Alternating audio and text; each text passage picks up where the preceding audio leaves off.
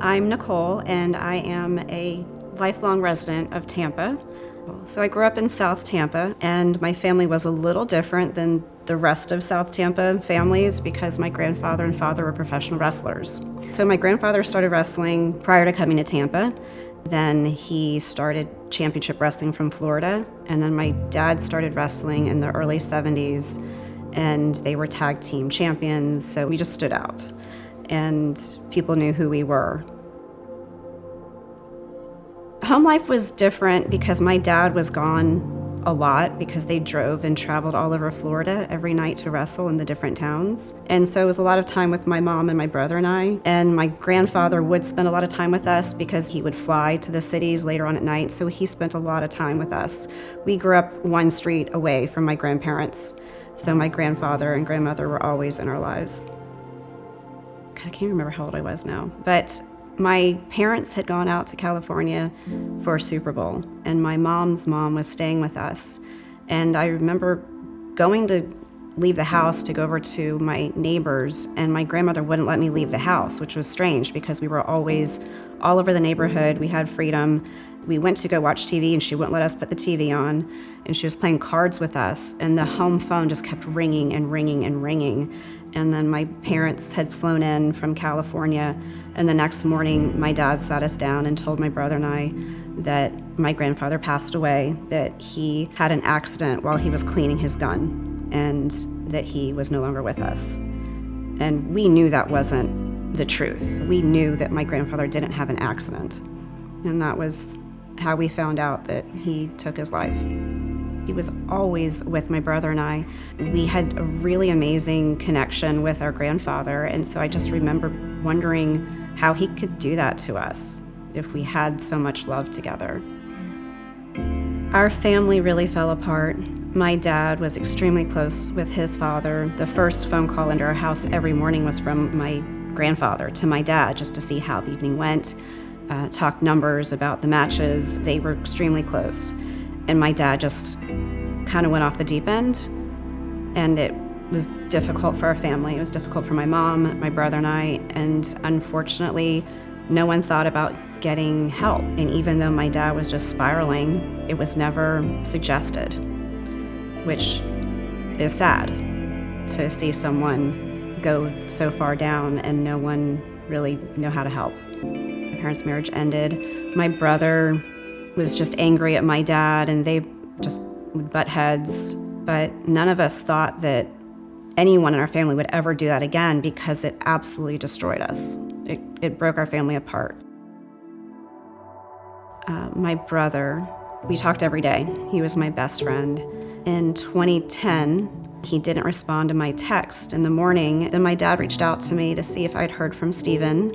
And I told my dad no, but that I'd swing by his house. And so I did. I went over, and something felt weird. And I remember pulling up to his house, and his truck was there in the driveway. The little kitchen light was still on, which he would always turn off first thing in the morning.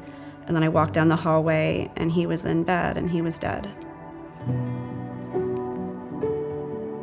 My brother was extremely close with my grandfather, and it really hurt him more than I think any of us realized, losing my grandfather the way we did.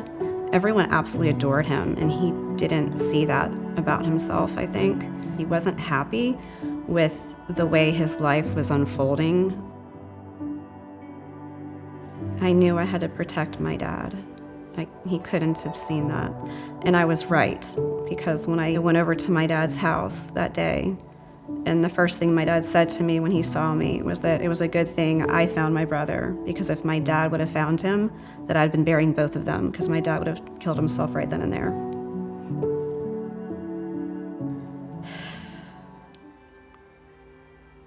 I asked my dad, I'm like, this ends with Steven. Like, you have to take care of yourself. My daughter, your granddaughter, does not deserve this. We have to be good for her. And he told me, you're right. And then less than 2 years after that conversation, he took his life. I just went numb. I just remember saying, my dad killed himself. I can't be here today. My words were harsh because I was so angry that here we go again.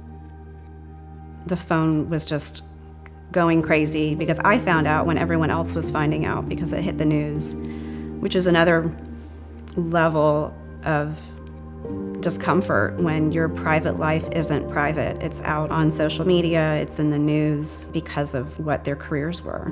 So I just tried to keep my request to my dad about all of this ending and being better for my daughter because she didn't deserve this type of life. I had to make sure that I was okay and that I was strong and that I could be the best parent for my daughter.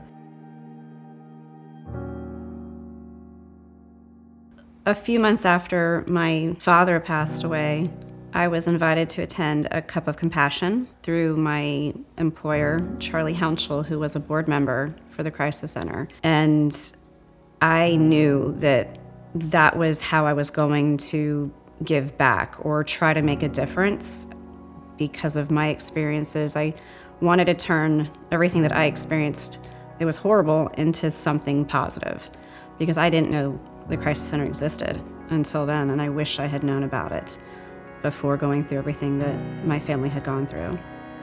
Seeing the strength of a survivor to get up and speak in front of a large crowd and just seeing the support and care and love from everyone within that towards a stranger, it resonated with me. When I lost my brother and then my dad, I knew I needed a tattoo just to honor them.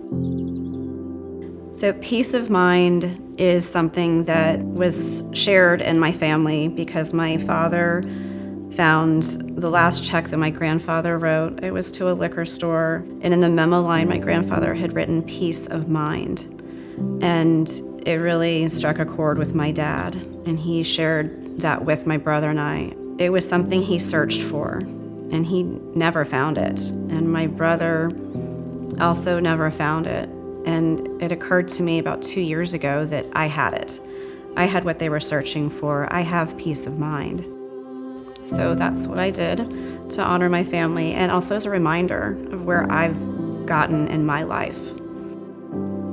My future is one day at a time, just enjoying each day and reminding myself of how fortunate I am and how grateful I am for my life that I've been able to create, and my daughter and how wonderful she is and how close we are, and my friends.